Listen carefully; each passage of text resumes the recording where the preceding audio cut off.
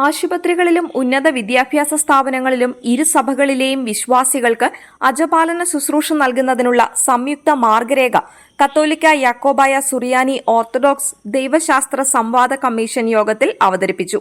മാങ്ങാനം spirituality സെന്ററിൽ കൂടിയ ഇരുസഭകളിലെയും ദൈവശാസ്ത്ര സംവാദ കമ്മീഷൻ യോഗത്തിലെ ധാരണ സഭകളുടെ സിനഡിന്റെ അംഗീകാരത്തിന് സമർപ്പിക്കുവാൻ തീരുമാനിച്ചു.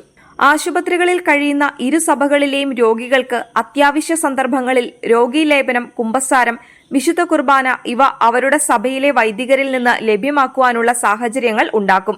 ഇതിന് സാധിക്കാതെ വരുന്ന സന്ദർഭങ്ങളിൽ ഇതര സഭയിലെ വൈദികരിൽ നിന്നും തടസ്സം കൂടാതെ ലഭ്യമാക്കുവാനുള്ള ക്രമീകരണങ്ങളാണ് മാർഗരേഖയിലുള്ളത്.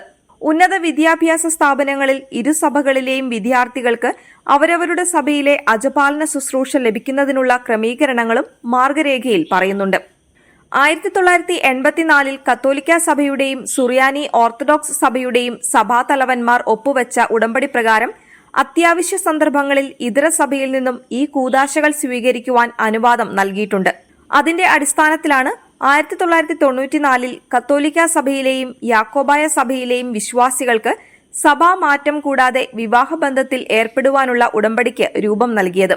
ഡിജിറ്റൽ ലോകത്ത് വിശ്വാസ ജീവിതത്തിലെ വെല്ലുവിളികളും സാധ്യതകളും എന്ന വിഷയത്തെക്കുറിച്ച് reverend doctor Aneesh K Joy, reverend doctor Augustine Kadeparambil എന്നിവരും കേരളത്തിൽ നിന്നുള്ള വിദേശ കുടിയേറ്റത്തിന്റെ പ്രത്യാഘാതങ്ങളും അജപാലന വെല്ലുവിളികളും എന്നീ വിഷയത്തെക്കുറിച്ച് റവറൻ ഫാദർ ജെറി കുര്യൻ എന്നിവരും പ്രബന്ധങ്ങൾ അവതരിപ്പിച്ചു. റവറൻ ഡോക്ടർ ഫിലിപ്പ് നെൽപ്പുരപ്പറമ്പിൽ അജപാലന സംയുക്ത മാർഗരേഖ അവതരിപ്പിച്ചു.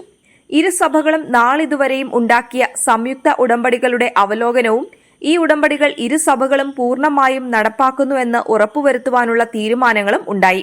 ഭാഗ്യസ്മരണാർഹനായ ശ്രേഷ്ഠ ബെസേലിയോസ് തോമസ് പ്രഥമൻ കാതോലിക്ക ബാവായെ അനുസ്മരിച്ചു നടന്ന പ്രാർത്ഥനകൾക്ക് തോമസ് മോർ കൂറിലോസ് മെത്രാപ്പോലിത്ത നേതൃത്വം നൽകി. വത്തിക്കാനിലെ സഭാ ഐക്യ കാര്യാലയത്തിന്റെ secretary archbishop Flavio Pace, Yakobaya സഭ എക്യുമെനിക്കൽ ഓഫീസിന്റെ പ്രസിഡന്റ് ഡോക്ടർ കുര്യാക്കോസ് മോർ തെയോഫിലോസ് എന്നിവർ സമ്മേളനത്തിൽ അധ്യക്ഷത വഹിച്ചു.